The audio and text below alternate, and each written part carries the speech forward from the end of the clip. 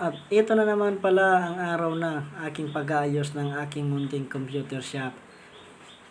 Konti lang naman na naglalaro dito pero halos wala, hindi naman nasisiruhan sa isang buwan. Meron din naman akong nakukuha kahit papano. Okay na to kaysa wala. Yung iba nga, walang ginagawa, walang pumapasok na pera, nakikialam pa. Hindi, joke lang. Ganun talaga ang buhay.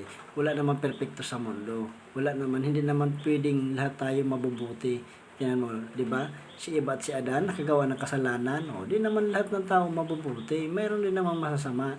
Ganun tayo. Pag may bida, may kontrabida. Parang pelikula. So, bali, pinupunasan ko nga lang dyan yung isa kong computer. Bali, yung nga pala yung kulay blue na yan, yung latest ngayon, nasa 8GB RAM yan.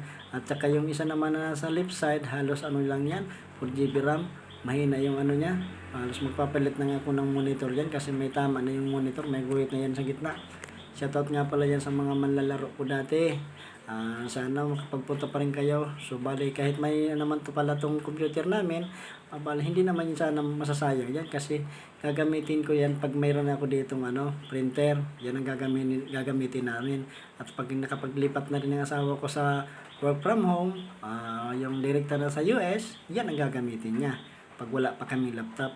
Bale, dyan pala sa dulo ng speaker na yan, yan yung nilagay ko dyan yung bindo kapehan namin. Bali kasi yung pinaglagyan ko yan dati, dyan sa may parting likod ko, tinutuluan kasi yan ng ulan. Kasi dito sa amin, pag ganitong mga bare months na, malapit na yung tagulan. So, bali, hinahanda ko na yan para sa tagulan kasi minsan mas malakas yung ulan, minsan may bagyong dumarating, hindi namin inaasahan na may bagyong darating. Kaya nilipat ko na lang dyan.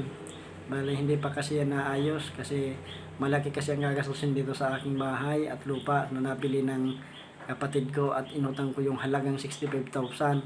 Bale, 130 square meter to. Mapakalaking bahay na to pag tapos to sagad-sagad. Bale, pinaunti-unti ko lang to kasi mahirap. Kailangan gamitin yung pera sa papasok, hindi lang yung perang papunta sa walang pasok. Dapat nagbitaw tayong pera, may pabalik. Wag lang yung perang bitaw ka ng bitaw, walang pabalik. Ganun ang mindset ko, mindset namin ng mag-asawa. Bale, yan pala yung pinanggalingan ng 2 unit na pisinit at saka yung bindo kape, Salamat!